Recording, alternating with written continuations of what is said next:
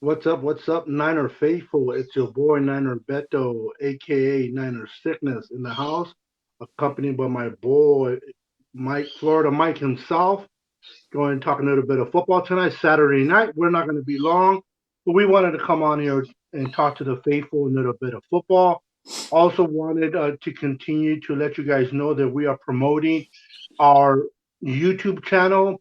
We really want to get this channel started, guys. We really want to get people to subscribe to our channel, start following our channel, because we want to start building videos on YouTube and not necessarily here on Facebook. Um, so we really encourage all the followers, all the faithful, to come and join us on YouTube. Go, I'll put a link on the description. You can click on it. You can go to YouTube. Just type in on the search Niner Sickness, and it will pop up. Find one of our videos, like it, hit the notification bell so you will be notified whenever we go live. And what I'm going to be doing, and before I pass it over to Mike, what I'm going to be doing is I'm going to be giving away a jersey. And how I'm going to do this is I want you guys to go to the YouTube channel, subscribe, and take a pic after you subscribe, and it shows that you're subscribed to the YouTube. Take a snap picture of it, and send it to me on my messenger. What I'm going to do, everybody that does that to me, what I'm going to do, I'm going to get all the people that sign into YouTube and subscribe to our channel. I'm going to get your names and I'm going to put them in a box or in a hat, and I'm going to mix them up, and I'm going to pull a name. And whoever name I pull, I'm going to give you a free jersey. And I got some nice jerseys, different sizes. We can always work that out. But definitely get you a jersey. And this is just our way of saying, hey, we appreciate you guys. We thank you for being part of the Niner Sickness podcast. But we want to grow our YouTube channel. Myself, Mike, and Nathaniel, we want to continue to grow our YouTube channel. So um, go to YouTube, subscribe, and like the channel, man. We have 139 subscribers. We want to get it to at least 500. But what I want, like I said, what this video is about is go to YouTube, subscribe, take a picture that you subscribe to our YouTube channel, send it to me via Messenger. I will collect all your names who did that, and I will definitely put you on the raffle, and the winner gets a nice jersey. With that said, let me introduce my boy, Mr. Mike, Florida Mike. What's up, brother? What's going on, man? Thanks for having me. Just say hi to the. I'm gonna invite some people in. So while I do that, go ahead and say hi to the fan base as they're coming in, bro. Hey, what's going on, everybody? So, if this your first time tuning in, I'm Florida Mike, Florida Niner fan, aka I got all them nicknames, but Florida Mike is what they call me, man. I'm based out of Orlando, Florida, and I want to give a big shout out to the Orlando Niner Empire chapter, and another big shout out to the German Niner Empire chapter. That's right, Germany, loving it how they holding it down out there. So, got to show love to both of my people, Orlando all the way to Germany. And like my brother Beto said, make sure y'all hit that subscribe. This is for you. This is not just for us. We doing this for the fans and the people. How many shows you know that you can come in and get a jersey from? I've never seen that, a free one at that. I repeat, free. There's no charge. All you got to do is subscribe, and you get an opportunity to get a free jersey. So, and them jerseys are dope. Believe me. Yes, they are, brother. Thank you for sharing that.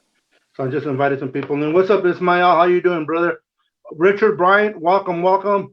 Nathaniel, what's up, bro? Welcome. Yeah, guys. So again, if this video is being watched live, or if it's being watched on a replay later on, you're gonna hear me repeat myself a little bit, only because people may come and watch this video at a different time, and I want to make sure, not, even though they're not live, they are able to also go to YouTube and subscribe. So basically, we want to do is we want to encourage all our Niner faithful that if follow us on this Facebook page to go over to YouTube and look for us on YouTube. Give us a shout out on YouTube, sign, subscribe, and take a picture of it, and we will definitely put you in for a drawing. How do I get one? Just all you got to do is subscribe to the YouTube channel. Ismail, and you automatically are subscribed. And let me show you what it looks like. Let's see if I can get it on camera. What it looks like. So you guys know what to look for. My channel. So you're gonna look for Niner sickness, just Niner space sickness, and you're gonna see a mask that looks like this. The little red 49er hockey mask. And see how it says Niner sickness? That's what Put you're it gonna be looking for. put it down a little Look for bit, that on Beto, so YouTube. they could see that mask. They could see the title. Just put it down a little bit more so they can see the mask. I'm not sure if Okay, they let can me go see back. it. Yeah, Let me go. just showing the mask. All right. There you go. Yeah, get a little closer. There you go.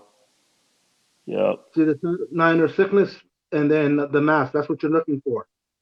Right. And once you find that, click on it. It'll take you to one of our videos. And we have mini video. And the video on YouTube, it will look like this. Give me a second. See if you guys can see it. See if you can see it. It'll look like this. And see on the bottom where it says subscribe and it has like the thumbs up, thumbs down. You want to click on the thumbs up, and then you want to hit subscribe. Can you see it? Can you see it, Mike? Yeah, I'm sure when they get to that point, if they don't know how to hit subscribe, man, I don't know what to say. So it's a big old Yeah, red there you subscribe, man. If you're new to go. YouTube, man, use your eyes, open them up. You see the big red on the word subscribe. So click on that. You all set. Yeah, do that, and And you're hit that definitely thumbs definitely up. going. Hit that thumbs up, man. Hit that like. So, what's on your mind, brother? What I know we're not going to be on long tonight. Was more of just a promotional, trying to get the information out for YouTube, get the YouTube fan people logged into YouTube.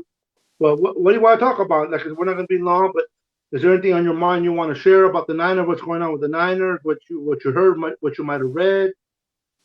Yeah, man, I I always want got to a lot start on you my with that. mind. I got a lot on my mind always with these 49ers because although the season's over, the transition and growth never stops. So we always got something to talk about fresh. In fact, it's a big belief out there that once the off season hits, it's kind of like things are slow. Nah, man, things are actually just as fast for the simple fact that we're in the process of transitioning our roster. We're in the process of making upgrades and changes, whether it's minimal, whether it's a lot. We're going to have a different team next year, and we're going to be more experienced. So off season is just as exciting as when the season's in progress. So, and big shout out to our brother Nate, man. You know he couldn't make it tonight, but big shout out to him. For all of you that are brand new, or that comes on the show occasionally. You already know who we call him, the Boston Hater, and he's not able to join us tonight, but we got him with us in spirit. So always shouting our other brother out. So man, let's get into it, man. We had a show a few days ago.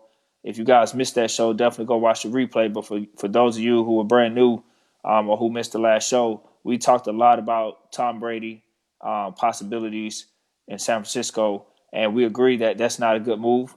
That move should not even be entertained. We were 13-3 with Jimmy Garoppolo, 13-3 because we got Jimmy G. Little lyrics for you, and the man and Garoppolo actually had a better season than Brady, point blank, period. So, enough said. Brady's on the way out the door. Garoppolo's a new surgeon ascending quarterback. Bottom line is, there's no reason to trade. That's asinine, man. So, um, but what I got on my mind, man, is a lot of things about like Jimmy Ward.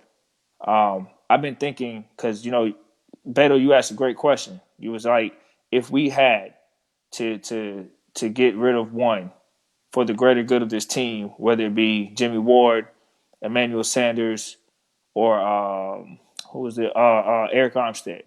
Which one of those three? And on the show, I was like, it was tough because I want to keep them all personally, but if I had to get one, I said Jimmy Ward. Um, the reason being for Jimmy Ward is has nothing to do with his talent or his skill. I feel like we have emerging players in depth that maybe could emerge. Maybe I don't know if they'll get the same production as him, but he's so versatile, and it's hard to find a guy like that, man. Because I haven't watched a lot of college, but I'm not confident that there's a first round safety out there, secondary player in general that's so versatile as Jimmy Ward. So I'm sure there's a guy out there in college who can do versatile things, but at the level of Jimmy Ward at the pro level, it's going to be challenging to find. So it was hard to say him, but the reason I said that to give more clarity is for the simple fact that I think we have some guys underneath there that you know we don't really know what they can do, but they showed some promise. They had some interceptions in the big games in the Super Bowl. Jimmy Ward they've been saying that he doesn't get a lot of interceptions, but people who say that, man, um, at the end of the day, man, he's making plays. He's not letting a lot of guys break extra yards after the carry. He's holding down his end of the field. He's playing multiple positions. So those things don't show up on the stat sheet all the time, but who cares, man? It's a lot of guys who might not have a lot of eye popping interceptions, but they're stopping things in front of them, and that's all you got to ask for. So it was a hard decision for me to say that, but you know what I'm saying? I feel like either one of those three, man, is a loss, no matter what. It's kind of like pick your poison, man. I feel like we can recover a little bit better there. Maybe. I don't know. I guess I'm having faith in their younger guys. So, but we'll see. Hopefully, we can keep everybody. That would be my dream. I don't want to get rid of Jimmy Ward. I like him. Yeah, I like Jimmy Ward as well. He's versatile. You're able to use him in different positions, like you said. Also, um, Emmanuel Mosley. And I know on the show that we did on Wednesday, I was kind of leaning more towards if we had to get rid of someone, it would be Eric Armstead. But I'll be honest, man. At this point, I think I changed my mind. At this point, the one that if we had to get rid of one that I would be okay, will be Emmanuel Sanders. I know he's a great receiver, but he's up there in age. He's 32. We have the young Debo Samuel. We have Kendrick Bourne, hopefully coming back. We have um, Jalen Hurd coming, hopefully playing good. And there's so many receivers this year in the draft that we can definitely take one and draft one his replacement. Um, but I personally believe that Eric Armstead, as long as he fits the bell with the price, that he's not asking for too much, to me he's just too good of a player to pass up on. He's a good pass rusher. He can stop the run. You can use him as a D tackle. You can use him as a pass rusher. I think Eric Armstead, for me, if I had to categorize the three, will be Eric Armstead keep first, then um, what's his name? Jimmy Ward, Mm-hmm. then Emmanuel Sanders. So my top three, starting with the 1, 2, and 3, will be Eric Armstead, Jimmy Ward, and then Emmanuel Sanders. I think we can definitely find Emmanuel Sanders' replacement. Um, he's much easier than we would. I understand we have depth on our front line. I understand we have Ronald Blair the third. I understand we have DJ Jones, but you can never have enough pass rushers on a defense, man. You can never have enough pass rushers. Now, with that said, I'm not willing to pay a lot of money to keep Eric Armstead. If Eric Armstead is reasonable and he's able to work with the 49ers on staying, I'm not saying for him to give us a discount, but I'm just saying for him to be reasonable on Mm-hmm. a year contract, then I will be okay to sign him. But if he wants it like a 15, 16 million a year, then he can go get that somewhere else. We can definitely not really replace him, but we'll go from there. But if he gets in the what is it, the 10, 13 mil, I think that's reasonable. And just to let you know, Mike, Nathaniel is with us. He's just in the comments. Oh yeah, yeah, yeah, for sure, Yeah, man. I know he chimes in a lot there. Yeah, I yeah, mean, I think too, man. To add on to that, I think that you know, all three of those guys, and keep in mind that question was presented as if in a perfect world, like all the situations are even. We're not looking at the amount of money to return them back and all those things. I mean, obviously, if we factored in all those reasons, which does matter, then my choice will probably change because out of all three of those guys, so who knows? Eric Armstead could be more. I don't know all the details in that, but at the end of the day, we were just saying in a situation, in a scenario where we ideally could not retain all three, which one, just off the top, would you say, hey man, we might have to go another direction? So you can make a case for all these guys. There's no bad decision because Emmanuel Sanders is a receiver, but I think for me, I didn't choose Emmanuel Sanders only for one reason. I felt like our passing game really really stepped up when Emmanuel Sanders got there. So I feel like he had a huge impact, and I also think with these younger guys or inexperienced guys like a Taylor and the guy we just drafted, I think that he can have an impact on them as well. So Armstead to me is a really good presence out there. I know a lot of people might think that he's benefiting off of Bosa and Ford and Buckner, but the same can be said for anybody, man. I mean, our linebackers are playing phenomenal. Jimmy Ward is playing great, but when Ward went down, we had some young guys show some flashes of potential back there. So that's the only reason I said Ward. Whereas if Armstead went down, we had other key injuries in those positions and stuff. So I don't want to see like a Solomon Thomas be the guy that we have to lean on versus Nope. Jimmy Ward's position. Jimmy Ward's position seems to have more quality depth there behind that.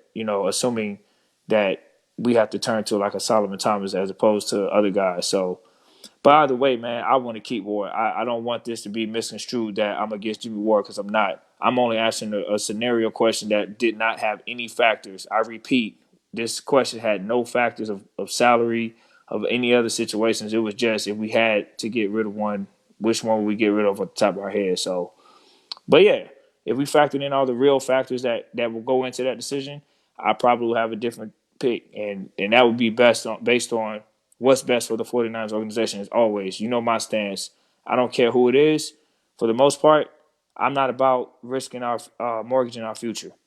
No. I'm about building and I'm about being consistent. So, but man, here's an interesting situation that I want to discuss. That's a little bit different and unique. So when we were battling to get the number one seed in the playoffs, I was like, man, what's funny? We were like, man, we got to get home field advantage, but we had to beat a divisional rival to get that at the last game of the season. And it came down between us and that other team in Washington, right? So I was sitting here thinking, like, man, and I've always felt this way. And I don't know how many of you guys feel, but I'm pretty sure I might not be in the majority, but hear me out. I think the NFL playoff format should be modified. And the reason I say that is, and I'm saying this so before someone bashes, like, oh, you only saying this because, you had to battle first place. That has nothing to do with it. Because we got first place and I still feel this way. So what I mean by this is we have the top six teams on NFC, AFC, and four of those six are division winners. The other two are wild card. I don't understand how a team with a worse record that wins their division in a weaker division could go over a team and have home field over a team that's better. Like, let's just call it what it is. Philadelphia had home field against Seattle. Seattle's a better team than Philly. They showed that. There should be no reason why Philadelphia had home field advantage. They were Seattle's record, I believe, was better than Philadelphia overall this year, and Seattle played a better strength of schedule, in my opinion. All of that should factor in. So what I'm saying is they should take the top six best teams and do it like that. No, That I that agree. I agree. They just won't do it just because they want to the team that wins their division earns the right to have a home game. I mean the whole when the season starts, the main goal, everybody wants to get to the Super Bowl, obviously. But the mhm. main goal prior to the Super Bowl is, and they preach this all the time in the offseason, win your division. Win your division. When you win your division, it guarantees you a spot in the playoffs and at least one home game.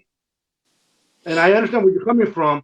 That Seattle had a better record, and Seattle should have played at home, but Seattle did not win their division. We did, and Philadelphia, as bad as the East was, and it was bad, they got rewarded because they won their division, and every division gets the opportunity to represent themselves in the playoffs and at least one home game. You know what I mean? So I hear what you're saying. It would be nice for the strength of player of teams to play at home. You know, like if, for example, like you said, if Seattle has a better record, you don't go by who wins the division. You go by the record. It gets a home game. Um, but I know they're trying to add two more teams or four more teams to the playoff with the CBA. I don't know if you heard that, but if that's the case, right now we're at 12 playoff teams. They Mm-hmm. want to go to they want to go to 14, so they're going to add two more. They want to go to 14 playoff teams, Mm.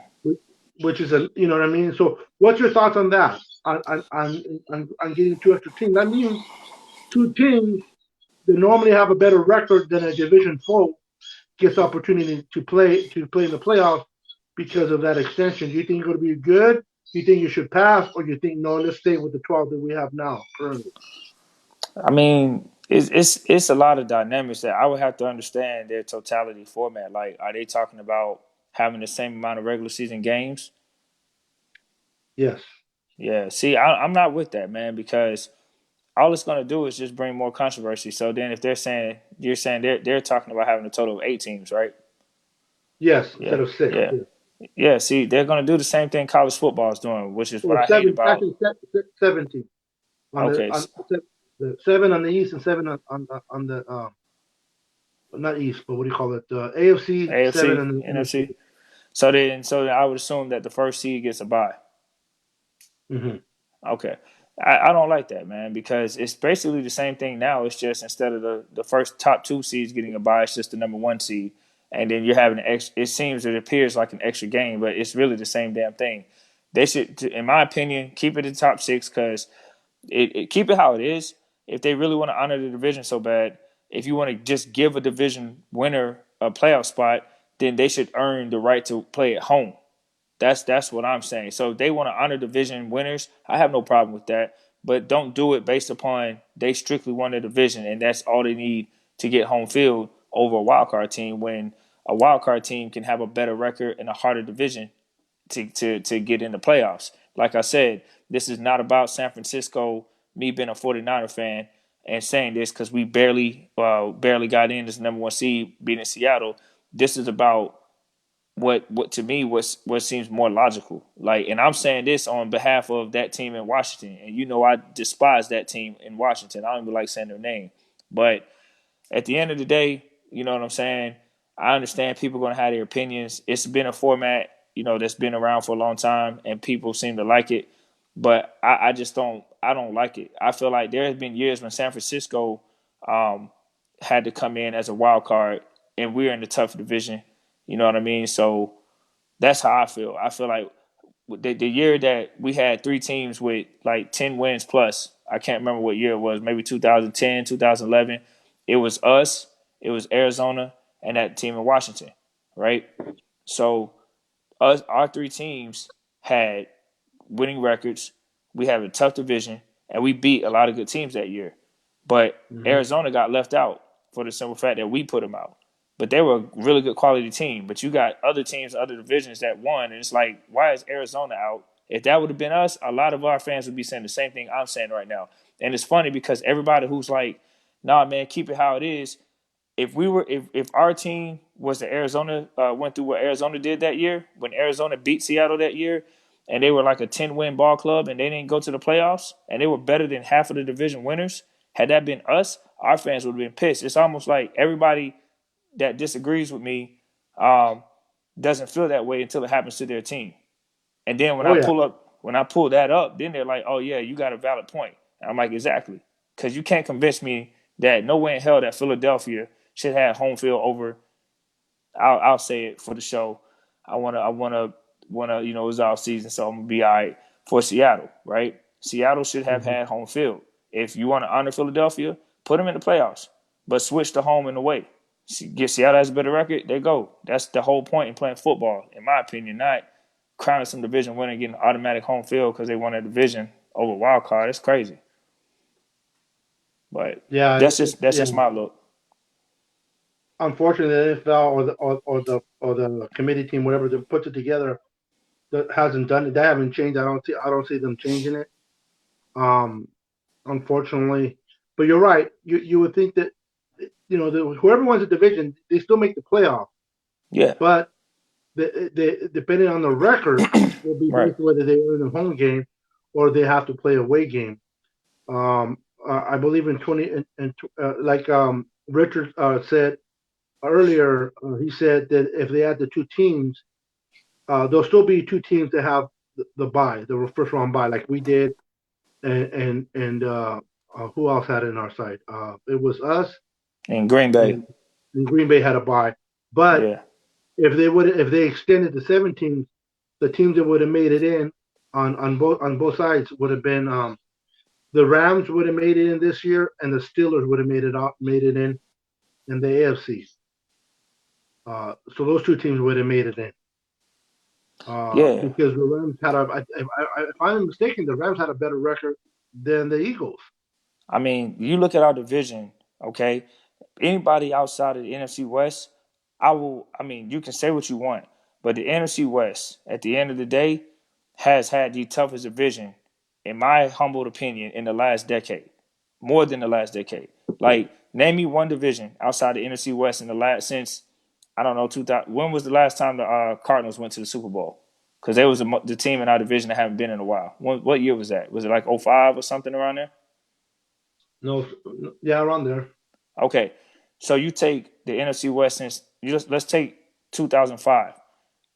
I believe we're the only division that has had every team in the Super Bowl appear in the Super Bowl since 2005. I don't know no division that could say that. Unfortunately, none of those teams won. Yeah, but at the end of the day, No, I hear Arizona, you though. Arizona went. Especially Seattle got to win. You know, they were the only one to really get a win, but Arizona went, Seattle went, the Rams went, and San Francisco went.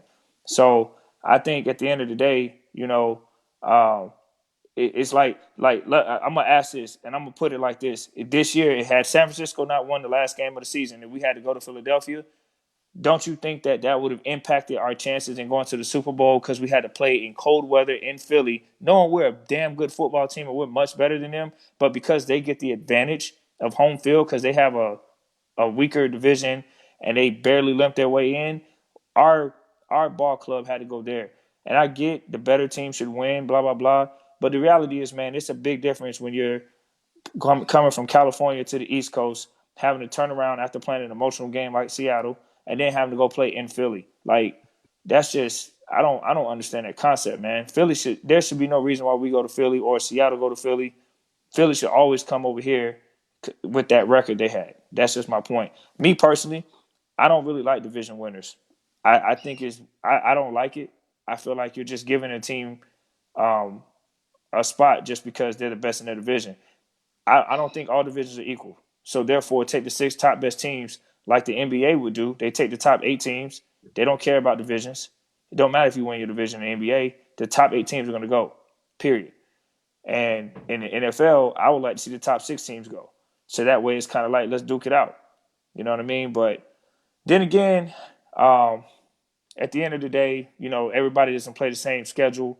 It could be arguments made to what I'm saying. Somebody's going to say, Yep. well, the NFC West had to play the AFC East next year, and the AFC East wasn't that good. So blah blah blah. But at least everybody's playing the same amount of games. This is the NFL. That's how I feel. I don't care about all that.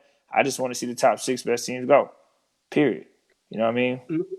Like you said, unfortunately with the NBA because they play so many games that I can see the top eight going because everybody pretty much plays everybody at some point or another because they play so many games. But in the NFL, you only play 16 games, and like you said, if a team plays a shitty, it has a really weak ass schedule and wins a lot of their games because of the weak schedule, and they're one of the better teams.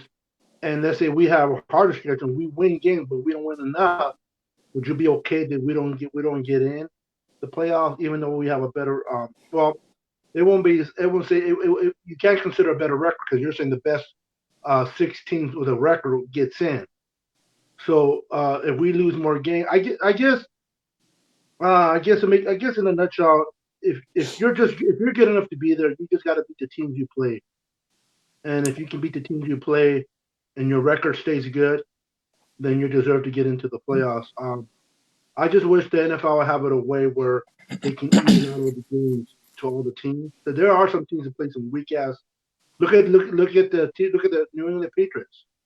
Those games against, well, I can't really say Miami because Miami has had the number, but the Bills and who's the other team in the AFC?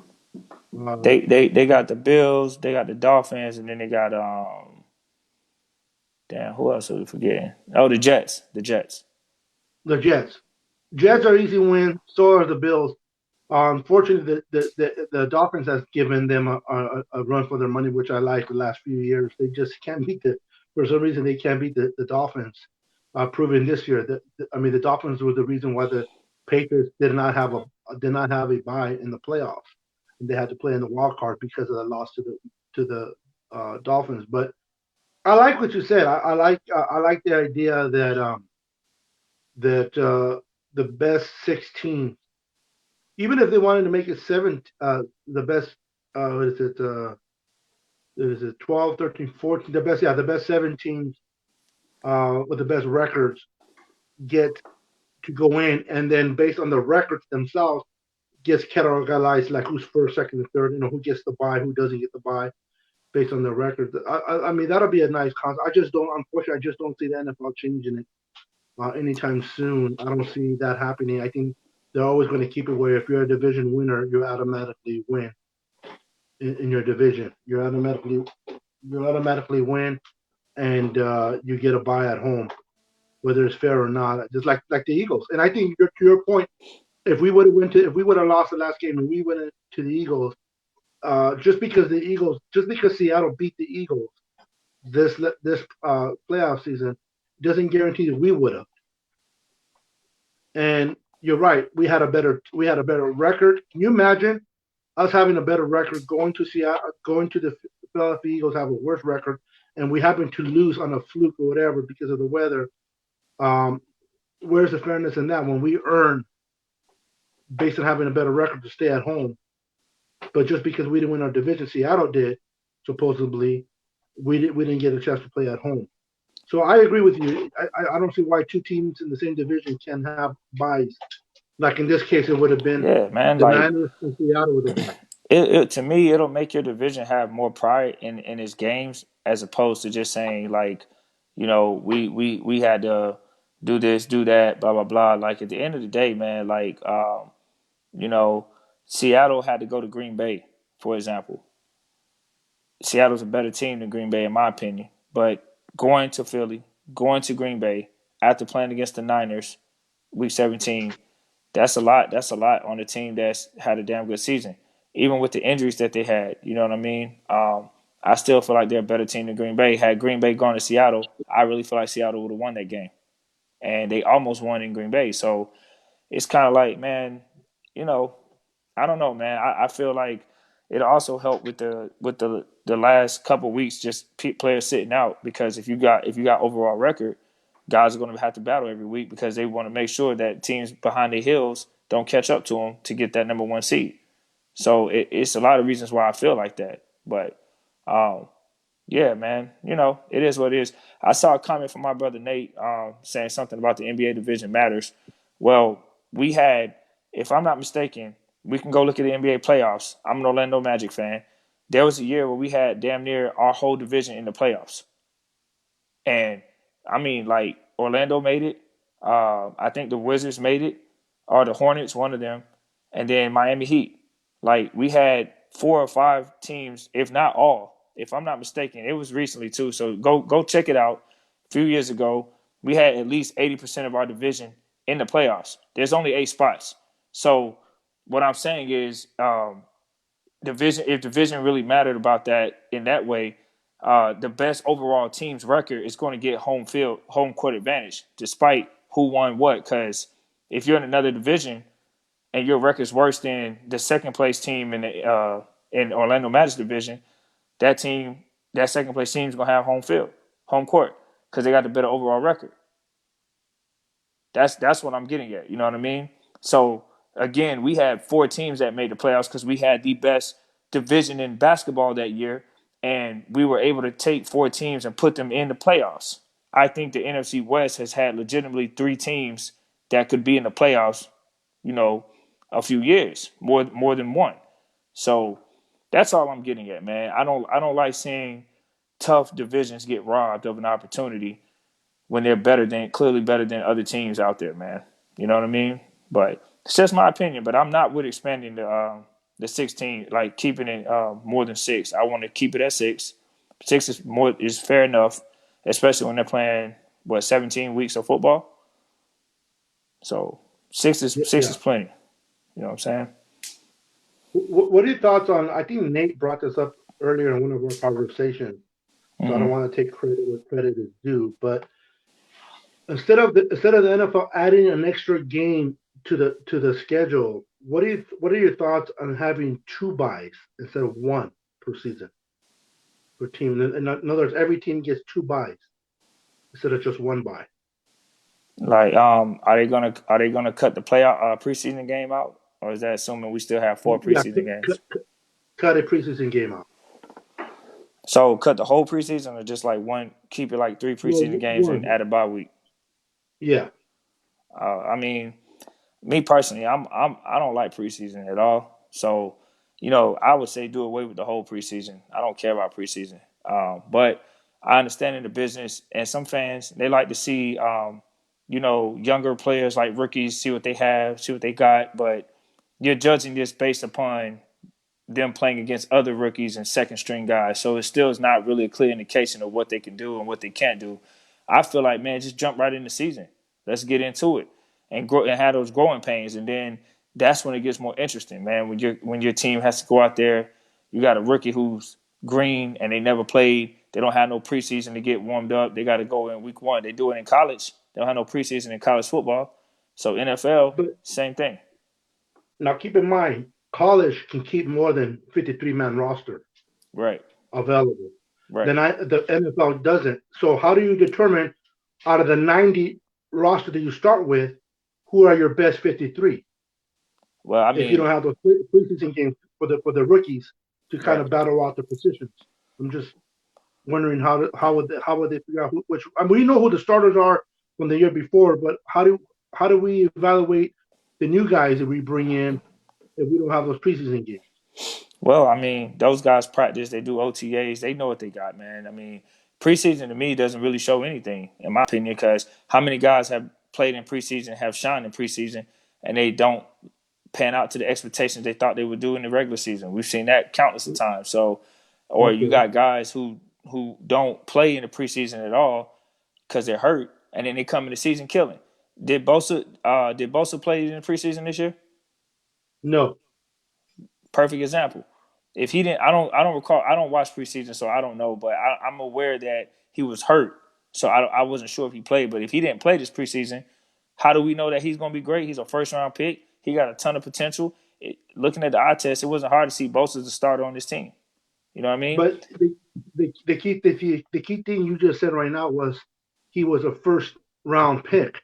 Right. You know you know what you're getting. You normally you know what you're getting in a first rounder, but you don't know what you're getting in a fifth or sixth round or seventh round player. And Mm-hmm. you don't want to cut a good player and keep a 7 round player, and that 7 round player doesn't work out when you have the preseason. I mean, I agree to an extent. Preseason, I've seen a lot of players get hurt in a preseason game, and their NFL they don't play for the whole year, Mm-hmm. and that kind of sucks. I think personally, no veterans should play in the preseason. Only the rookies and the ones you sign for free agency should play in the preseason to kind of get a feel where they're at.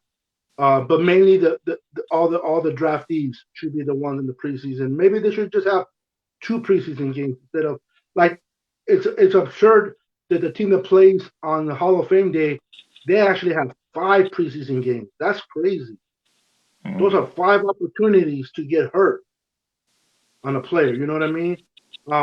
So you're right. Someone like Bosa, that you know who you're getting. he didn't play in the preseason and he blew up the season.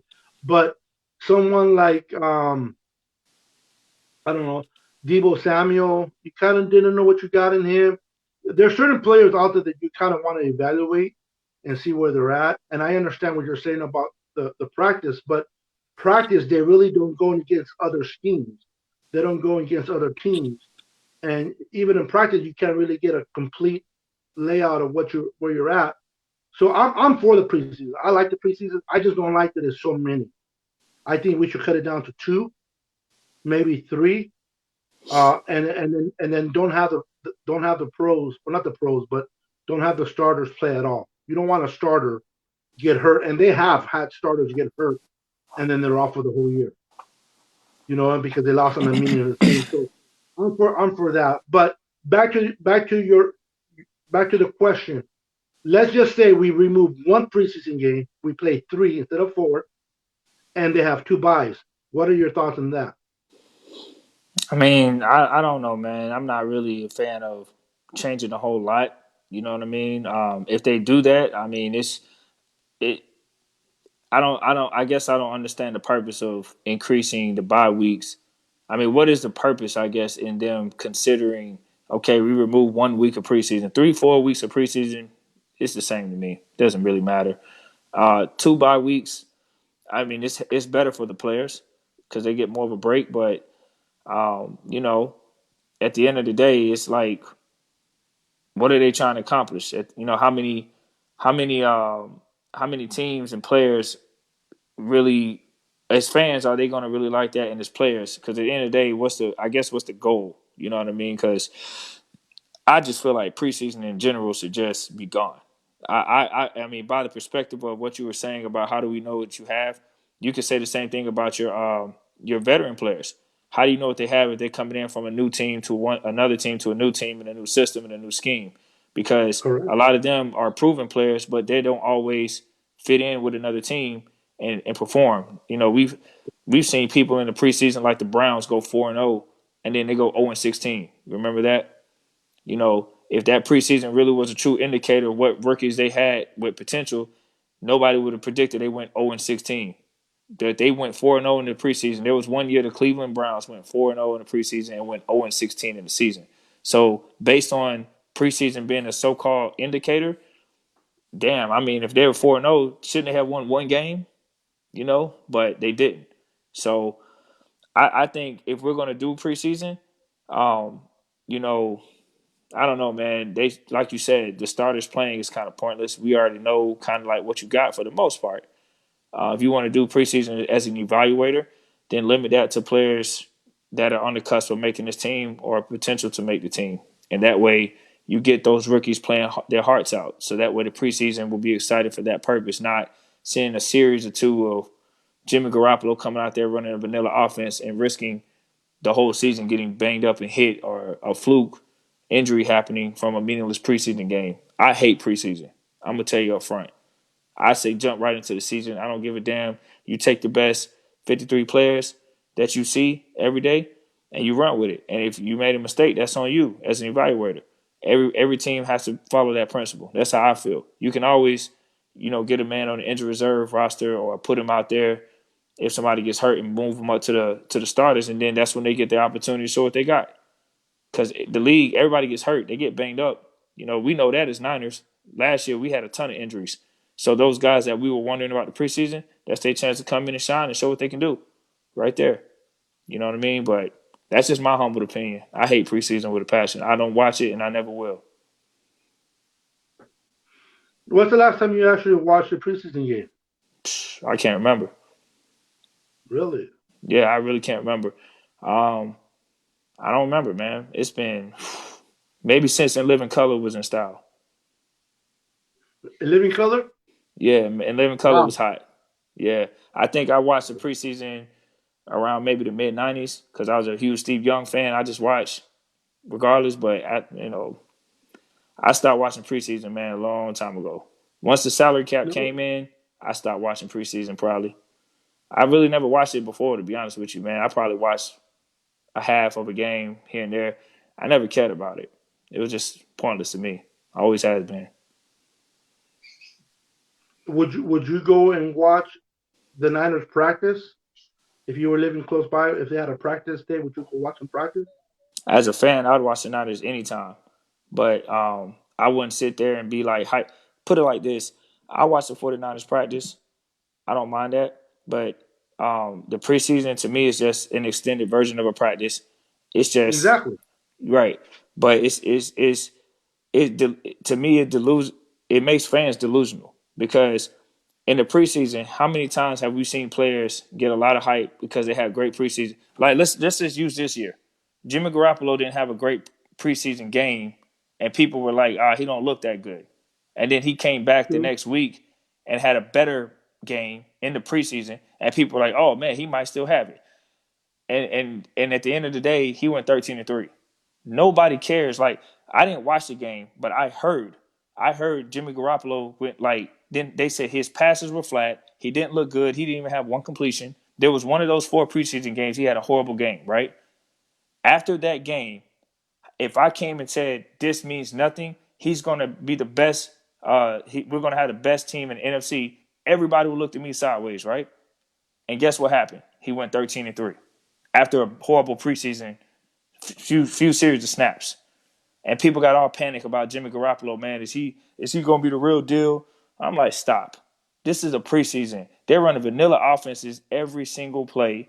They're not going to show you a lot, and they're just doing stuff. They're just out there. To me, it risks Jimmy Garoppolo and any starter being hurt. It's just pointless, man. Like I don't know, man. I don't get hyped up on that, man. It's just basically, and it's an open practice for and a delusional way of making our fans in general think like highly of players that have not played a regular season game. You know what I mean? Yeah. But Yeah. To add to your point, or not to add to your point, but to add to the points that are being made, I understand where you're coming from. Practice. I seen teams win all four of their preseason games and not win one game in the regular season. Cleveland, So my point of what I like about practices or preseason is not necessarily, I don't care who wins or loses in a preseason game. I mm-hmm. don't care if it's 43-3. I don't look at preseason for that. I like I like to look at receivers that we picked up in the 6th round, or running backs that we picked up in the 4th round, or players, and I want to see their individual work ethics. I want to see how they perform on the field. I want to see how they react to opposing corners, to how they cut their breaks, how's their route running. Now I can care less about how the overall scheme, whether the Niners win or lose in the preseason. I can care less about that. My concern more is how is this receiver running, like Jalen Hurd. How was he in the red zone? Yes, I understand he was playing against uh, third, fourth string players, but they're still playing against players that are getting paid. And I want to see how his route running is, how he cuts, how is able to divert or make juke a defender off of him. I want to see how fast he moves. Those are the things that I like to watch in a preseason. Individual players to see what kind of get an idea as a fan. I'm not right, talking about a football team. I'm talking about as a fan. I want to right. see what we can possibly have in a player. Like you said, I can care less about the record. If we lose all 4 preseason games, that doesn't mean nothing. If we win them all, it don't mean nothing either. I already know what Jimmy G can do. I've seen him play, so I don't need to see Jimmy G in a preseason game. I don't need to see our starters. I want to see players that I haven't seen in our scheme, like a free agent. Like I see, we bring in a guard and a free. I want to see how he works on our scheme. Those are the things that I want to. I just love. Those are the things that I want to see individually. That's why I'm for the preseason for that factor only, not for the overall. Because you're right. If a fan looks at a team that is winning all their games, or they win by 43-3 on a preseason, don't get misled. It doesn't mean they are a powerful defense or an offense. They're all played, but even when they play the third week, what they call rehearsal. When they play all the starters for two quarters, they don't Mm-hmm. play. They still play vanilla. They don't scheme anything up. There's no, what I mean. They're not going to show their play calling at whatsoever in a preseason game. It's all vanilla. So I can care Right. less about the third week. I just like to watch it because I'm a fan. I love football. and I just want to watch individual players like the young kids. I want to see what they possibly can offer our team. Like what I saw in Jalen Hurts against the Dallas Cowboys in that first preseason game. It doesn't guarantee that he's going to do that in the pros or in the regular game, but he looked in the red zone. He looked damn well, damn good, like catching those 2 touchdowns in the red zone to the point where it got me fired up. Now he has to translate that to the regular season games, but for what I see, I believe he can do that. I believe he can translate that type of play in the regular game, and that excites me as a fan that we have a possible good receiver in the making with Jalen Hurts. But I wouldn't know that, especially if you don't watch college football. I'll be honest, I didn't watch Jalen Hurts play college. I didn't watch Right. him play. I knew of him, but I didn't watch him in college, so I don't know what his play is. I watched tape after we drafted him. I watched his tape in college, but it's not the same. So when I got the opportunity to watch him in the preseason game, it excited me because I was able to see what he can potentially bring to our team, and from that point of view. But you're right when it comes to about whether the Niners win 4 games or lose all 4 games, it don't mean nothing. Whether the practices Jimmy G throws 15 interceptions in practice, it doesn't mean anything because they're going to do things in practice that they're not going to do in a regular game. They're going to take more chances in practice, so he'll throw more interceptions in practice than he'll do in a regular team. But what people don't realize either, the reason why Jimmy G was throwing a lot of interceptions this offseason in practice is because our team is we had one hell of a good secondary this year, and that's why Jimmy G was throwing. So in a sense, because Jimmy G threw all those interceptions, it kind of gives you an idea, man. Is Jimmy G that bad, or is our defense secondary that good? And it turned out to be that our secondary was that good. But we wouldn't have known that if it wasn't for practices or preseason. I don't know. I guess it's every individual fan base how they see it. But I see your point. I see your point, Mike, and also um, Nate's point. Now, me as a fan, I love practice. If every opportunity that I go, I'll go see the football players practice just because I love football. If I have time, if I don't have time, of course I won't do it. But I'll go watch every practice. If I'm a little kid, man. When it comes to football, I'm a little kid. I don't care. I'll watch all preseason games. I'll watch all the practices. You guys already know that. Whether they're dumb or not, I'll watch them because I love my football. I'm not saying you guys don't. I'm just saying I love my football. I love to watch. I can't get enough. Right now I'm watching the whole season, one season at a time. I have all the games. Mm-hmm. I'm watching one season at a time, and that's how much I love football. And every fan base is different. You have the fan base like you and Mike that don't care. I mean, you and Nate that don't care too much about practices or and that's fine. That's okay. But then you have fans like myself and probably like other fans. They love to watch every chance they get, every opportunity to get to watch the players play. And I'm like a kid at a Christmas tree, man. So on Christmas, so every practice I'm there if I can be there, and every preseason I'm watching it if I can. If not, I'll record it and I'll watch it afterwards. And I'll watch the whole game just because I'm watching individual players play, and I just want to see how individual players do. You know what I mean? How like a defender, if he's able to block an offensive guard, or if an offensive guard gets one of our pass rushers and holds them up, is he able to break loose quickly, or does he get tied up too long with a guard or a tackle? Those are the little things that I like to watch in preseason that it kind of lets me know what type of player we're getting in an individual. You know what I mean? Like the kid that we cut, but then we brought him back from because we cut him and then we brought him back. Then he hurt himself. Do you remember his name? I can't think of his name. Defensive end. We cut him. He played great in preseason. We cut him. He was never picked up. And then when we started losing the defensive defender, we brought him back in. And then he got hurt. He broke his arm, and we lost him for the year. But that kid right there, what I seen how he played individually in the preseason game, really struck my chord. Like, man, this guy's special. This kid can play. And they cut him only because we had such depth in that line that you can't keep everybody. So he was a casualty of not that he wasn't good, but because we had such a good players ahead of him that he was a casualty of that, and we cut him. But the minute we got no, not Sheldon Day, Richard. Well, dude, Sheldon Day, that boy can leave the 49ers and I'll be happy. That guy, dude, what is his name? He's a rookie. Um, Demarcus, not Demarcus Ware. Oh, I can't think of Are his you name, you but he talking about the broke his guy that arm. came from North Carolina State, maybe I can't think of his name. No, I don't remember. that we He drafted was or we draft. what? I think we drafted him, but we picked him up in free agents, or not free agents, but undrafted. And then Oh, undrafted. Okay.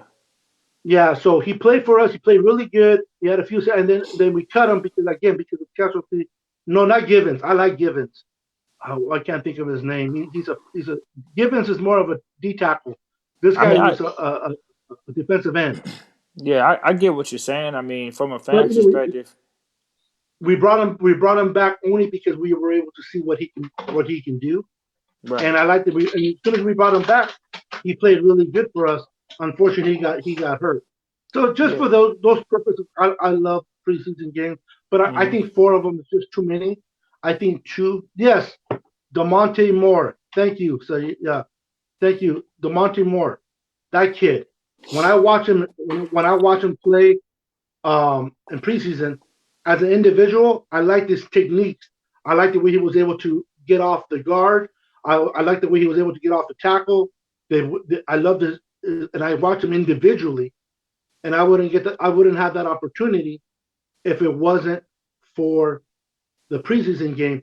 If I couldn't go to the practices, you know what I mean. Yeah. So if I couldn't go to the practices, me as a fan, I get to watch these players play in preseason before the actual game. I don't know. And see, and if he would have been, if I didn't get to watch him in preseason, I would have never seen him because he was cut prior to the 53. So those are the reasons why I would watch preseason. But that's just me as a fan. No, Thank you, Saeed. I'm not knocking anyone who enjoys the preseason. My whole take is at the end of the day, I think that my reason against preseason is simple. It has nothing to do with the entertainment value. It has nothing to do with the potential that's there, out of unknown guys to see what they're like. But it has everything to do with the overhype, of players or the underhype of players. At the end of the day, or the misrepresentation. I'm sorry. At the end of the day, um, these guys are playing against other second stringers. They're not playing against starters for 4 quarters.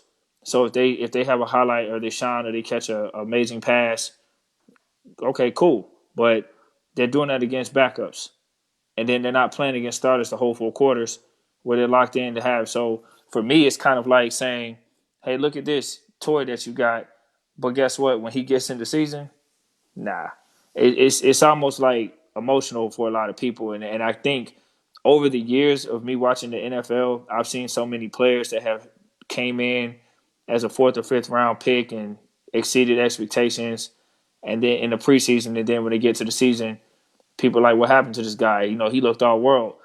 And after seeing that so many times, it's kind of like, man, you know what? Let's just wait till the season, man. You know what I mean?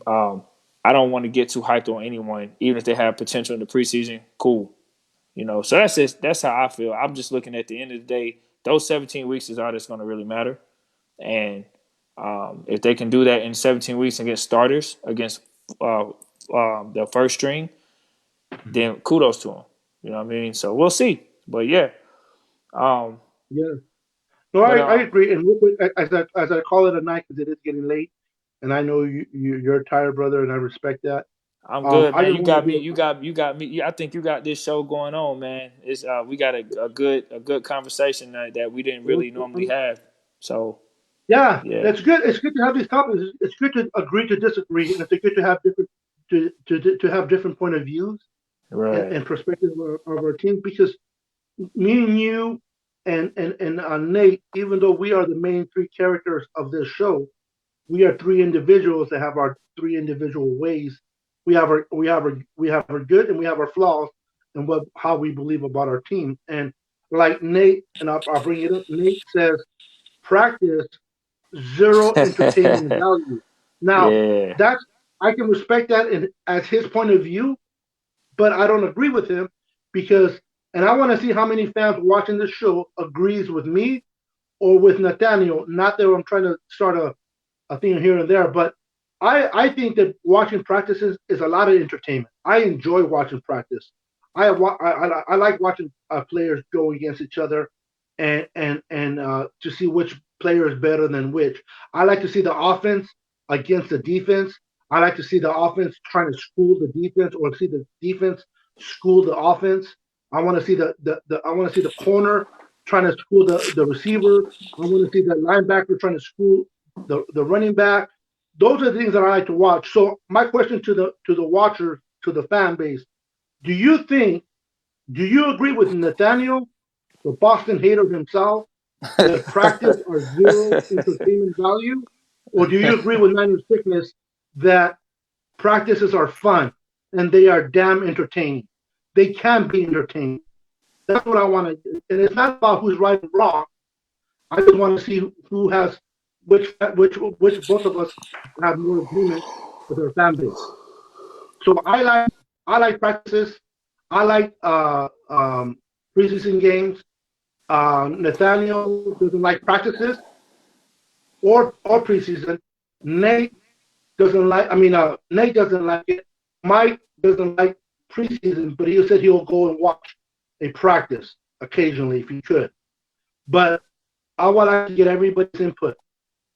Thumbs up for practices or thumbs down for no practice. If we can get, when I'm talking about only entertainment purposes for the fan base, forget about the teams, forget about what they're doing. Just as a fan base, do you want to see practices? If you could, or you're like, nah, I don't care about practices. As long as I get to watch the game and the regular season, I'm fine. Those are the comments. Those are the questions that we're imposing to you guys. I would love to see your guys' answer because for me, I think Nate, when it comes to practices, I like practices. And, Nate knows I love that boy. I think Nate wants to watch practices in Boston. He wants to watch more practice in Oh Boston. man. Nate's my boy. Hey, I you give you him a gonna hard you time. gonna you gonna make Nate jump on this show, bro. You associate his name in Boston synonymously together. He's gonna come on this show, man. So I think I'm going to switch his name to the Boston Lover. don't do that, man. He No, no, might. no. That's Hey, disrespect. It's you like you it's seen like you seen talking that about. I'm sorry. That's like talking about somebody's mother. I you apologize. seen that movie I back in won't the say it day? again. You seen that movie back in the day, Ghost Dad? He gonna come through that phone, man. He gonna find Yeah, you. yeah. No, no. I'm sorry. You're right. I went too far. He's a Boston hater. I gotta respect it. Yeah. Richard Bryan says I like both, so he agrees with me. And there's a lot of players. There's a lot of fans that agree with you guys. There's a lot of fans that agree But with me. I And it's wanna not I right or wanna wrong. I wanna make it known real quick. With my like I said a minute ago, my stance against preseason primarily is the overhype of guys. It has nothing to do with the entertainment. You know what I'm saying? From my perspective, I'm not worried about Okay. entertainment. I can care less about that.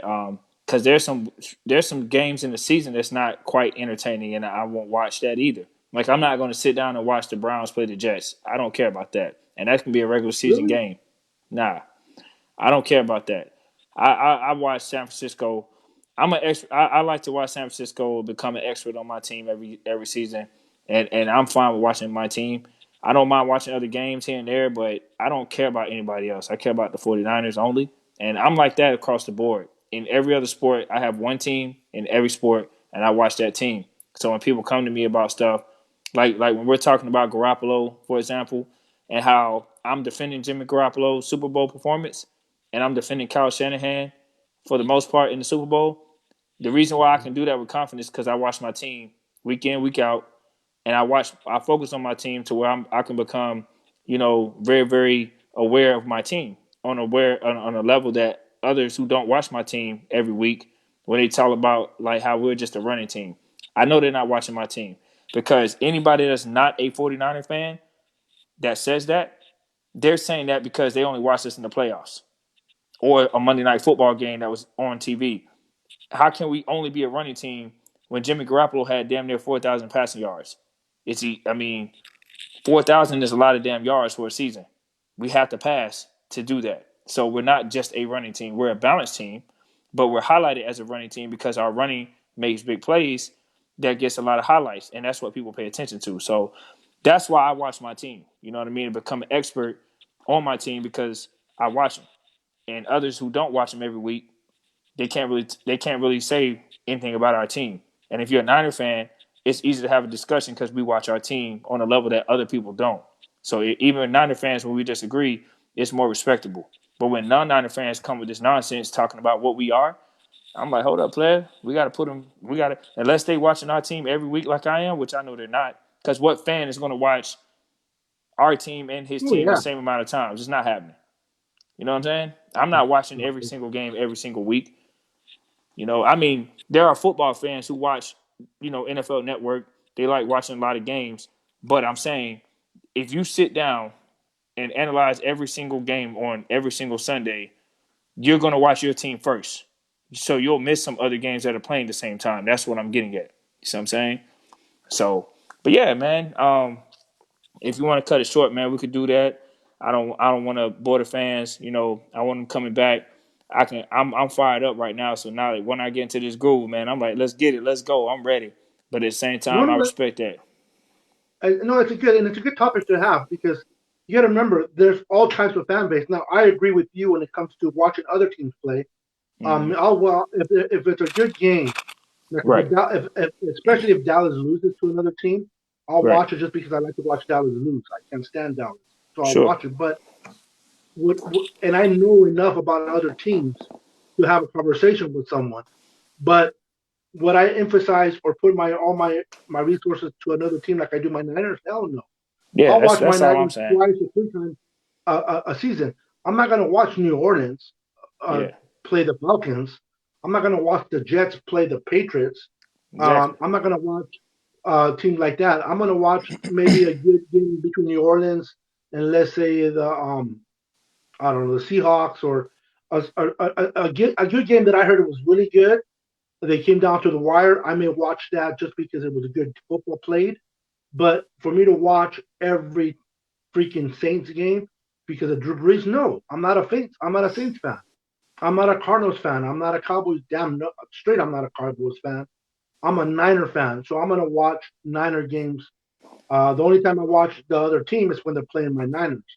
And Sometimes, there's one more thing too, Beto, before I forget. There are fans that are going to watch these games because they're playing fantasy football. So true. I can understand those fans watching those games because they got money, what I'm saying, involved. Or people in general, like you were saying about the preseason, they love the entertainment factor. Even though they love their San Francisco 49ers, they love football to where they just want to watch as much football as possible. And I'm okay with that too. My whole point is simple. I'm not saying anything about what people watch.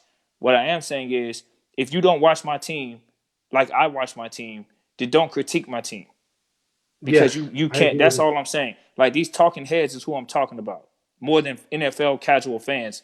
I'm directly talking about Stephen A. I'll be Smith, Michael keep that Irvin. going, but I'll be right back. I'm going to use the restroom. Go Keep ahead. that going. You know what I'm saying? I'll call them out by name. These guys that are talking heads that got so much respect from everybody because of how they perform. Well, Stephen A. never played, but you get what I'm saying for like the Michael Irvins, the Deion Sanders, these kind of guys. I don't watch these guys. I don't have to watch these guys. I got enough people around me who watch these guys, and they tell me the stuff they say, and it's just like amazes me how these guys still have a platform to say ridiculous stuff. But I can't blame them because fans are watching them. So if fans want to give them this platform as if they got the end to say all, my only thing is don't create narratives about San Francisco that's not true with that major of a platform because you got a lot of fans who don't watch our team like that, right? Because they're not Niner fans. Not everybody playing fantasy football is going to watch the Niners religiously. They're going to watch a player that they pick, and that's it. They're going to be like, I want to see this dude get me these yards or whatever. Or if the 49ers defense play well or whatever. But they're watching it from a fantasy football perspective. When I watch the 49ers, I watch it as a fan. So I might go back and rewatch a game that we won. Like when we played the Steelers, we had 5 turnovers. I probably watched that game like 5 times because I'm like, damn, how do we win this game with 5 turnovers? And then as I watch it each time I watch it, I'm like, oh, okay, now I see this is what we did. How many non-Niner fans are going to do that? Not many, if not any, right? So that's all I'm addressing. I'm not saying anything else. I'm just addressing people who got a lot of negativity to say about the San Francisco 49ers and they don't watch the team like real Niner fans watch this team. That's all I'm saying. But when my brother Beto get back, man, we'll make sure we're wrapping this up. We don't want to go too long-winded because we know people's attention span is short. But then there's some people who love this Niner talk and they can go all day. So, we giving you what we give you, man. So take it how you get it, baby. But yeah, man, I'm gonna hold it down real quick while Beto come back. But I wanted to say, I think at the end of the day, I don't think a lot of people on these platforms represent San Francisco 49ers by any way. Their opinions are based on big games. Their opinions are based on the script that they have prior to the show, and that's what they do. Every show is set up the same. When I used to watch those shows, which was like 10 years ago, they had a protagonist and an antagonist. If you don't know what that means, go look it up. So they had a protagonist and then they had an antagonist. And you have one person saying the most ridiculous stuff, and then you got another person who seems to counter that person. And then you got the beautiful chick sitting there in the middle for eye candy who says nothing the whole damn show. I mean, if you can't see what they're doing, their agenda, you're going to continue watching and feeding into it. And then you got people who are casual viewers just because they love entertainment that believe everything these people say, and these people are just laughing at the public. All that aggression they have, all that yelling they be doing, man, when that show's done, them folks going to the bar and having a nice drink. They laughing. They getting paid. So they get paid to say ridiculous stuff. You got Yep, people they right do. now. You got people right now on Talking Heads that I don't watch, but that I hear courtesy of people that I know that will come to me and be like, "Man, did you hear this?" And they already know my response. Nah, I don't watch this, but they still talk about it anyway. And then the first thing that happens is, man, they saying we should get Brady. Man, what you think about that? They ask me all the time, "What you think about that?" I'm like, "Who you hearing this from?" "Oh man, this is what Stephen A. said." I get the Nate response. You know what I'm Yep. saying? Because it's like, here we go again. How many years is people going to give these guys with platforms this type of attention and seriousness when Stephen A, I guarantee you, Stephen A does not watch the San Francisco 49ers like I watched them, or you watch them, or any Niner fan watches them. Yep. He's gonna watch Monday Night Football games. He's gonna watch highlights, and he's gonna watch playoffs. He doesn't watch every single game. You know what I mean? Until we became real good, he probably stopped paying attention, and then he got a critique of us. Man, get out of here. You can't say nothing, bro. Don't tell me we just a running team. Don't tell me Brady is better than Garoppolo. Man, stop. Don't tell me Garoppolo's a scary quarterback. Ain't nothing scary about a dude. He didn't look scary against New Orleans. He didn't look scary against the second matchup against Seattle. He didn't look scary in the Super Bowl. The last 6 minutes does not overshadow his first 3 quarters, 3.5 quarters. His first 3.5 quarters, he was like 18 for 22 passing. Get out of here, man. Scary? Stop. Y'all gotta watch. Y'all gotta watch these teams. Y'all gotta watch our team play before you give a critique. That's all I'm saying. But yeah, So we I'm assuming good, you're man. talking about Tom Brady. Yeah, man. They look, man. I'm gonna cut it straight, bro. And I'm gonna say the same thing. I've been saying this for a decade, and I'm gonna say this until I'm proven incorrect. All these guys do is just get a show. Their agenda is to sell. Okay, they're gonna Hmm. lure you in emotionally. They're gonna act like Ratings. they're gonna exactly, man. Like what kind of show would they have the same ratings they got right now? Because you guys watch these people. If they didn't say something ridiculous and absurd, Skip Bayless is notorious for saying stupid shit. I'm sorry, we probably got kids watching. Skip Bayless is notorious for saying ignorance, but yet he'll get a lot of views. People will react to everything he says, and he knows this. Why would he stop? He's got the platform to do so, right? So at the end of the day, I mean, they can only do but so much, man. It's the people giving them this attention. If the people was to be like, "Hey, man, I want to hear substance. I don't want to hear this stuff no more," they might change up their stuff. But until then, that's what we got. And if that's the platform, if that's the voice of sports, man, more power to the people that's watching it. Good luck. Have fun. I'm not watching it. I refuse, man. It's not You know what? substance, bro. I agree, and I'm just going to change it up a little bit. I don't want to hit the fan too much on one topic. We know Yeah, yeah, yeah. Brady's not coming. Brady's not coming to the Niners. Jimmy Garoppolo's better quarterback, and I'm no disrespect to the Niner fan base because Niners have their own point of view. But Yeah. wake up, man! Wake up and see the whole picture. I say that without disrespect, man. But Brady's not coming. Should he come? So let's move on real quick as we come to a close. Kind of come to a close. Um, have you been watching the available receivers that are available? And I don't know if you watch the combine. I'm a big combine guy too, so I watch the combine. I don't know if you watch the combine or not, but I like to see the perspectives, the players, individual players that are out there, potential receivers that can come in and replace someone like Emmanuel Sanders. So I don't know where you're at in that perspective. I don't know if you watch the combine, if you've been keeping up with the young receivers that are in college that are coming out in the draft. Any players that you like or dislike, any players that you think they can potentially replace someone like Emmanuel Sanders or Kendrick Bourne if we lost him, in your opinion? Hmm. I mean, as far as the combine, man, it's pretty similar to the preseason for me. The only way I'll watch a combine is if it's a person that I'm aware of in my neighborhood that went to the league. You know, me living in Florida, I see a lot of guys in competitive high school level football that play. So it's not that I know everybody, but I might be aware of who they are. So if I see him, I'm like, damn, this dude was a track champion in high school. I just might watch to see how fast he run. But honestly, I can't really tell you the last time I sat down and watched a combine either. To be honest with you, there was a guy I knew some years ago who was he got invited to the combine from UCF, but other than that, I haven't really sat down and watched a whole combine. I don't think the combine really clearly indicates on how good somebody's going to be. It's just a measure of their agility, their speed, and that's it. Nothing more, nothing less. There's a lot of guys who ran slow 40s that are killing in the NFL. So it's I feel the same way about the combine as I do the preseason. It's entertaining for fans. Granted, some people like watching it, and I have no problem with that. I'm only speaking on me, nobody else. For me, I'm okay without watching it. I'm just waiting until they put them pads on week one. That's one, okay. So okay, yeah, like like myself, I like to watch the combine. I like to watch. I'm again, it's not about I'm a more football fan or not. I'm retired, so I have a little bit more time on my hands. I'm a soccer fan If too, man. So keep in mind when that stuff is going on, I be having my team Borussia Dortmund playing, and I be watching the Euros. I be doing a lot of stuff, so I'm see, then you mix it occupied. up.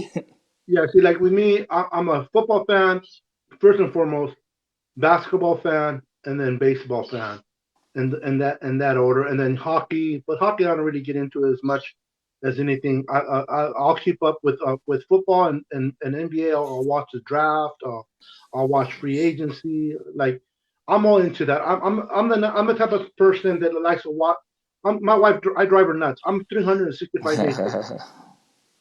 That's 365 cool. days. That's dope. I watch I watch the what do you call it? Can't think of it right now. In January, the where all the seniors, the Senior Pro Bowl, Bowl. Oh, the Senior Senior Bowl, Bowl. all Oh, the Senior for Bowl. I like to okay, watch the yeah. Senior Bowl. I like to see who's which coaches are in coaching, which coach team are coaching them. I like to watch the combine. I like to watch the sprints. I like to watch the weight. And you know what I mean. That's just me. It entertains me. I enjoyed. I get to know prospects prior to them going because a lot of these players I don't know that well. Even though I like to watch college football and I watch my Clemson Tigers play. Um, again, I'm a Clemson Tigers fan, and so there I don't follow no other teams. Like I don't follow no sorry ass Florida State teams. You know what I Ha. mean? I don't follow those teams. If anything, go Hurricanes. Just, hey, Frank Gore came from Hurricanes. Come on. Hey, Deion Um, Sanders came from Florida State, helped win us the Super Bowl. and And Deion Sanders, the one that said that, and Deion Sanders from Florida State is the one saying that we should get Brady like I and ship said, Garoppolo back. That's yeah, your but I don't. Florida State player right there. Yeah, he's a talking head. That's what he is. He's not a representative of. He's from Florida State. Well, Michael Irvin's What from do you Miami. expect? Michael Irvin's from Miami and said ridiculous stuff as well. I'm pretty sure. It's talking heads with that point. Those guys are retired. They're It is. talking It is. heads now. You know what I mean? But I got you. They just like to stir the pot.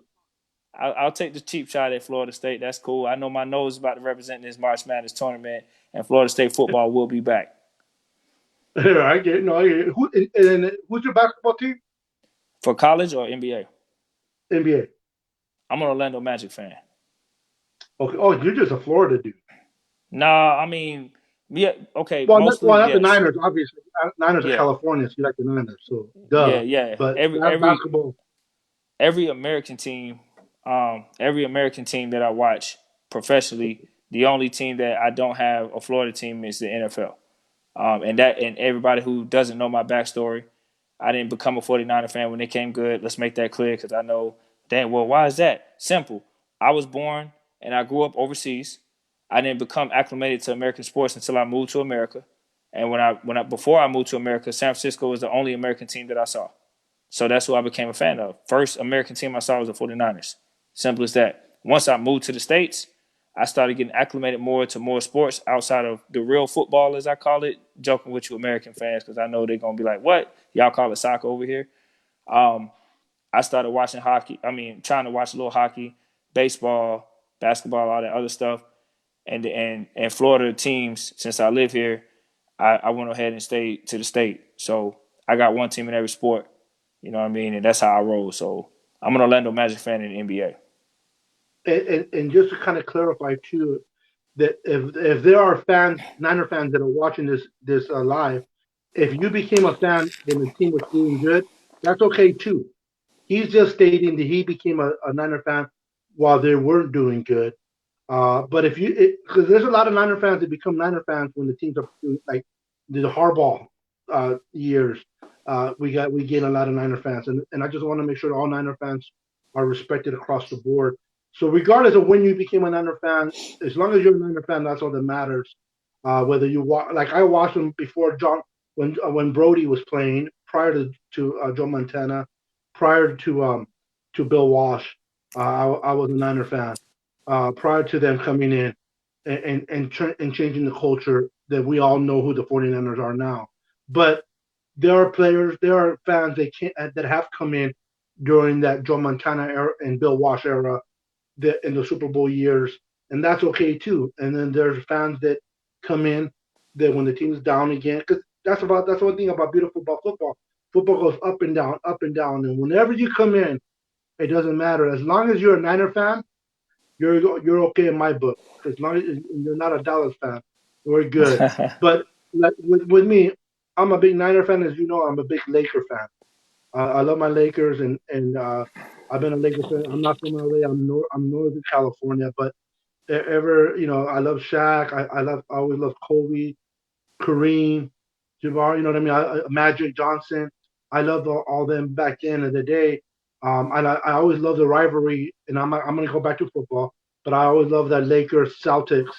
Just like I hate the Cowboys, I hate the Celtics. I can't stand the Larry Bird Celtics because of all those years of competition with the Lakers. And I'm pretty sure you as a Orlando Magic has you have a rival team that you don't like either.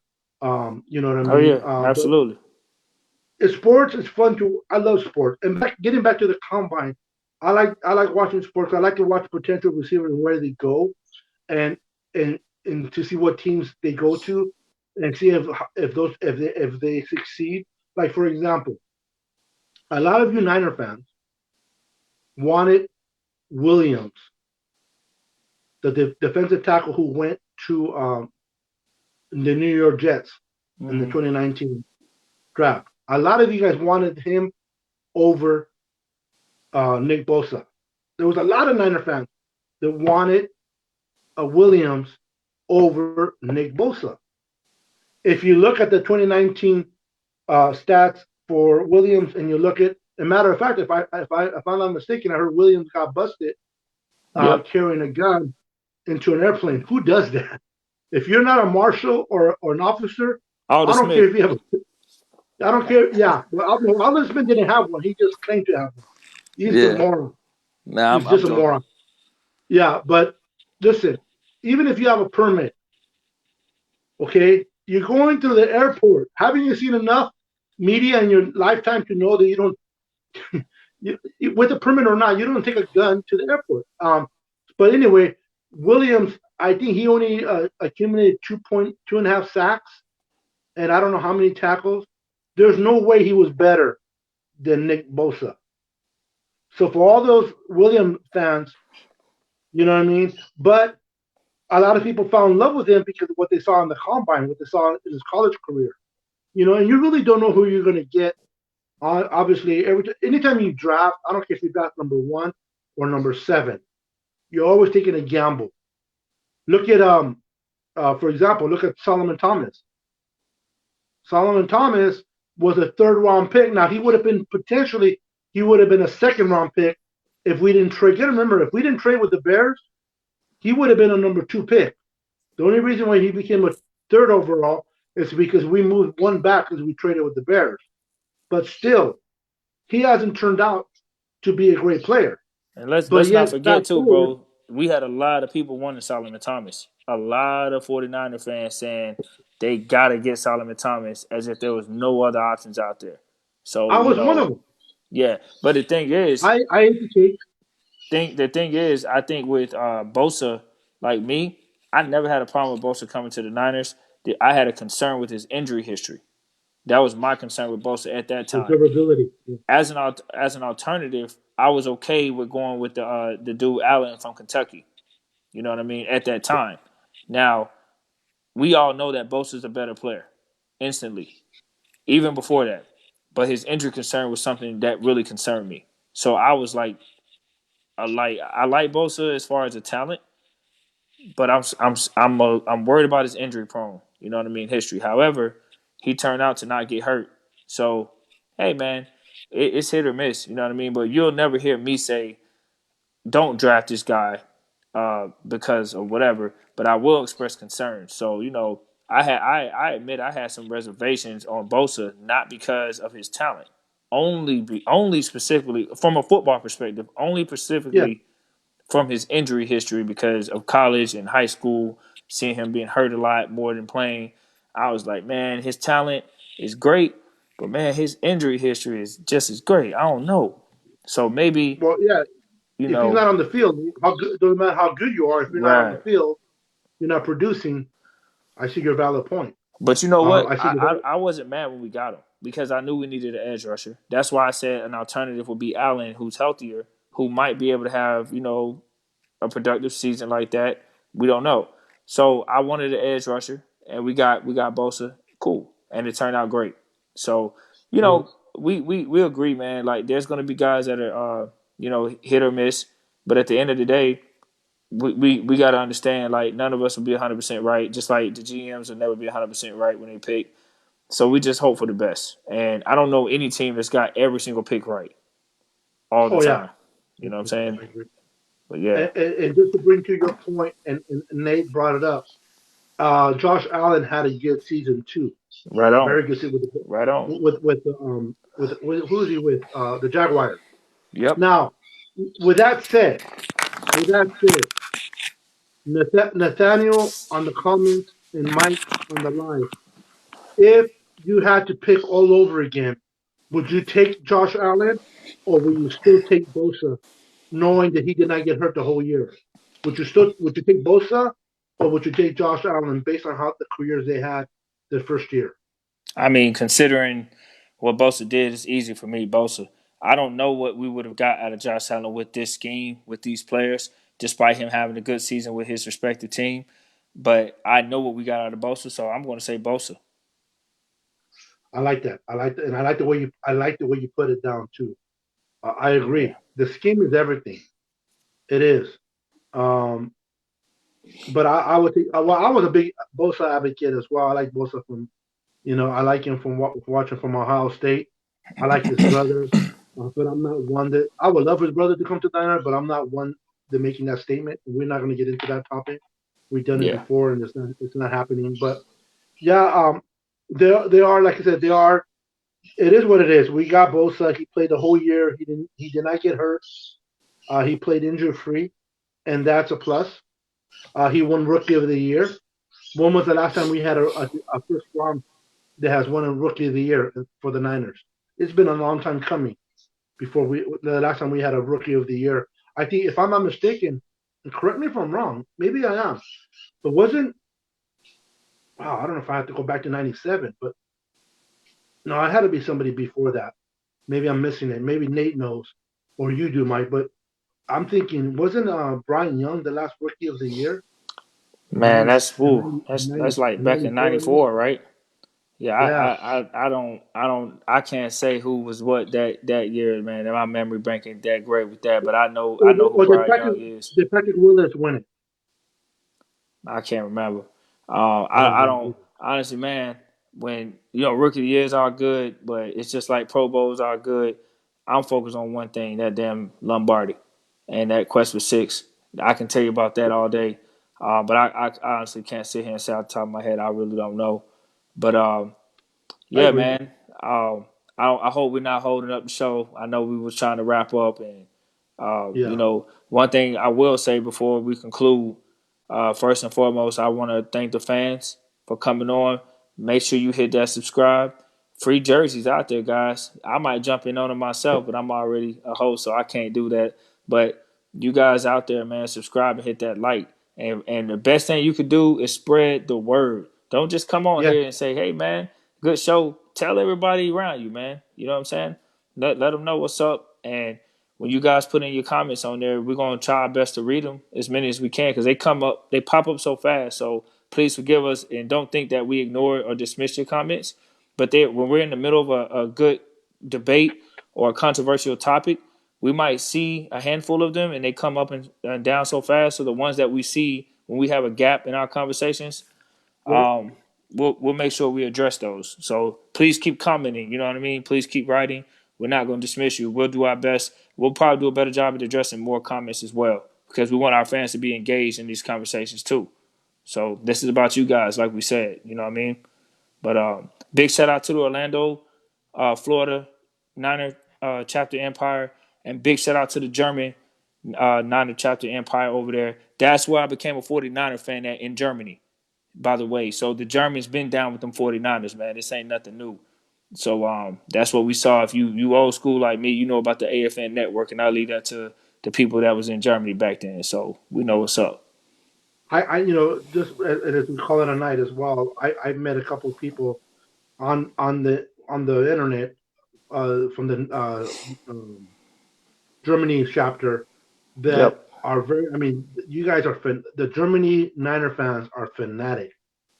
They are amazing. I mean, all chapters are amazing, but I have never personally seen a chapter as good and being represented as well as Germany has in a long time. They represent the 49ers very well. So I just want to give the Germany chapter a shout out myself, man, for your faithfulness, man, your loyalty to the 49ers. You guys are amazing. And to all the chapters out there, all the chapters, the 209, the 408, the 510, local chapters around here, the 417 chapters. Uh, Thank you for your faithfulness. Thank you for watching the show. But most of all, as I call it a night, and I appreciate Nathaniel, the Boston Hater, for being our third wheel, for being on here, representing on the comments, handling the comments part of it. We love you, brother. This Niners Sickness podcast. There's three of us: myself, Mike, and Nathaniel. We're like the Holy Trinity. We're three, but we're Oh, one. We're oh one. man. Uh, Ooh, uh, maybe I wouldn't go ooh. too far with that, but Yeah, we're I'm one. a sinner, man. I'm a sinner. I'm not on no. I don't know. I'm a sinner. I fall short. I blame it on Trying to this, stay clean. I'm trying uh, to stay clean. Oh, I see on you, the man. holy water. Oh, your holy Um, water. I see you. Nathaniel says Willis 2007. Then what's Okay. the last one? Okay, Rookie. and then Yeah. shout out to Richard Bryant, the 559 chapter. Shout That's out to what's the up. 559 chapter, man. But anyway, thank you guys for watching. Thank you for partaking of the tonight on the Nine of Sickness podcast show. Remember, subscribe, like, and hit the notification bell on the YouTube channel. Help us grow it, guys. Share this video with your family and friends that are Niner fans. Let them know, and every person that didn't even watch this video, but if you tell them to like the YouTube channel, they will be able to come in for the jersey giveaway. Everybody can win the jersey, and I have some. I'm wearing a Jimmy Garoppolo jersey. I have all the top players that you can think of. I have Jalen Hurd. I have Deebo Samuel, Emmanuel Mosley. I have Emmanuel Sanders. All the players you can think of. So I'm not gonna give you like an old 1972 jersey. I'm gonna give you a really nice jersey, man. So invite your families to like the channel, and if they do, they will enter an opportunity to win a great jersey. For everybody that came on tonight, thank you for your loyalty to the channel. Thank you your loyalty to the Niners fan base, and mostly to us. We appreciate you guys. We are nothing without you guys. You guys mean everything to us. So thank you for watching. Again, Mike, thank you for coming on here tonight as my co-host. Thank you to Nate for being on taking care of the comment section. You guys are awesome. Have a great night, and we'll see you soon. Our next show, if we don't have any show between now and then, our next show will be Wednesday. We decided that we're going to do Wednesday night shows and Friday night shows. Um, Maybe we'll move it to Saturday. We'll see what happens, but so that we can kind of space them out.